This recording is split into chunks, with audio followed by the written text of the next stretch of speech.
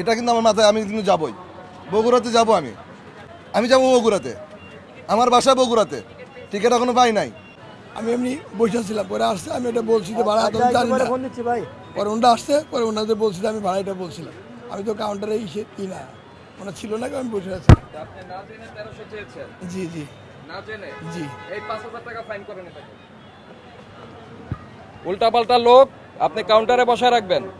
এটা প্রসিকিউশন লেখেন। স্যার আমি নামাজ পড়তে গেছিলাম, কেউ ছিল না, তো তখন ওনাকে বসাইছে।